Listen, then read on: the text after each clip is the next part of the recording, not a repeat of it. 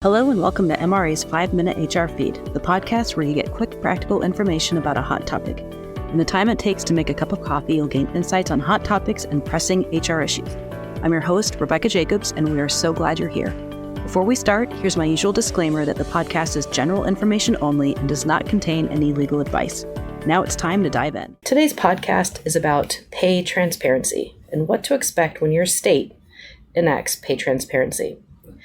Now, what do we mean when we talk about pay transparency? This is where there is a requirement in the law for an employer to provide information at some point in the candidacy process about the salary range or the hourly wage range they're willing to pay for the position. What's the purpose? The purpose is to level the playing field to ensure that underrepresented classes are not being offered less than the company is willing to pay. Think about the negotiation process and what happens when a candidate during an interview says that they're looking for a salary that is well below the minimum range that the employer is willing to pay.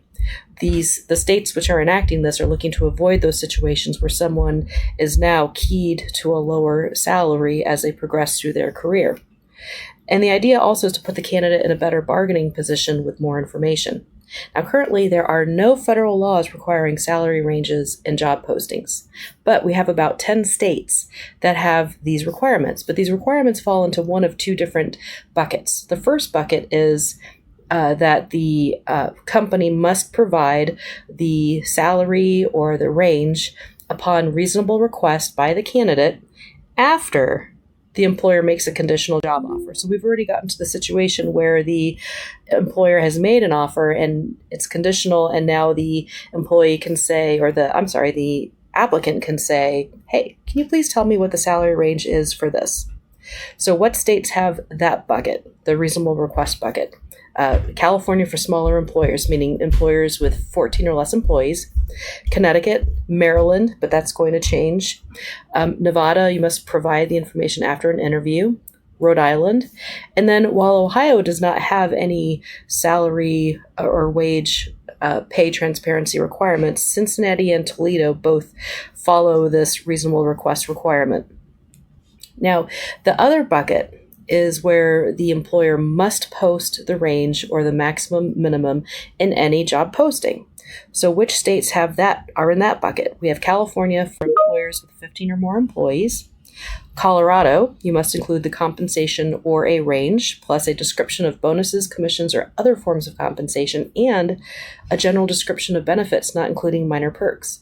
The District of Columbia, as of June 30th, 2024, will fall into this bucket, as does Hawaii currently if you have 50 or more employees and you must provide this information in external job listings. In New York, if you have 4 or more employees and the position is either in New York or reports to a New York supervisor or office, you must include the compensation or the range and a job description. And then finally, Washington State, if you have 15 or more employees, you must include the pay scale or wage information and a general description of all benefits and other compensation in your job postings. Now, coming soon, we have Illinois. As of January 1st, 2025, will apply where you have 15 or more employees, and you must provide the pay scale and a benefits description. And then you have, as I mentioned, Maryland is moving from the upon reasonable request to the wage range and providing benefits as of October 1st, 2024.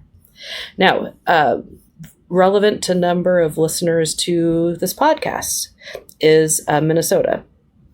Minnesota is joining the pay transparency law bucket of requiring the information in the job posting. It takes effect on January 1st, 2025.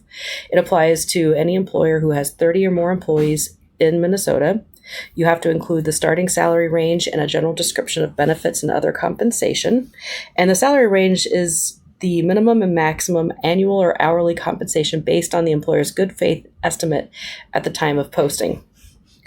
So I want to pause here for a second in the time that's left and just talk about the pay range itself, because this seems to be where there's a lot of friction in compliance. And the friction is, for example, in New York, there were a number of examples of situations where someone would say, okay, well, for this listing, for example, a real estate agent, the salary range is $50,000 to $250,000. So that raises concerns because the salary range is so large. There's an article, and the link is in the show notes, to some comments by Bridget Holohan-Scally, the Deputy General Counsel and Association Commissioner in the New York State Department of Labor, who said that employers' good faith efforts are taken into account when they're putting these ranges out. So a job posting that has a salary range of $50,000 to $250,000 raises concerns because that range is so large. She said, quote, "We would be suspicious of anything more than $100,000. It raises concerns that the employer is not being straightforward." And that's the end of the quote. So we're looking for the good faith belief, what the employer legitimately believes that they're willing to pay. And the factors we'll look at are the job market, the current compensation levels, the hiring budget, and the experience and education level required for the position. So what are some of the practical concerns that we have with these pay transparency laws? Well, current employees may see the range and believe they're not being paid enough. So that could lead to potential compression. It could reduce feelings of trust and satisfaction among current employees. Hiring managers may need to increase their budgets to compete in the market for talent. And then, as I mentioned before, compliance is a challenge for the states where pay transparency has been implemented. Not all job postings in the states are compliant, and even where they are, sometimes they have those very large range of pay. So it will be interesting to see, because this is all relatively new, it'll be interesting to see how the different states progress and whether we see more states joining in either of these two buckets, and see how this impacts pay equity over the long range. Thank you for listening to MRA's 5-Minute HR Feed. For this episode, be sure to reference the show notes where you can sign up to connect for more podcast updates. If you have questions, you can connect with MRA's hotline team by emailing infonow@mranet.org or calling 866-474-6854. Check out other MRA episodes on your favorite podcast platform, such as MRA's 30-Minute Thrive. And as always, make sure to follow so you don't miss out. Thanks for tuning in, and we'll have another hot HR topic in 2 weeks.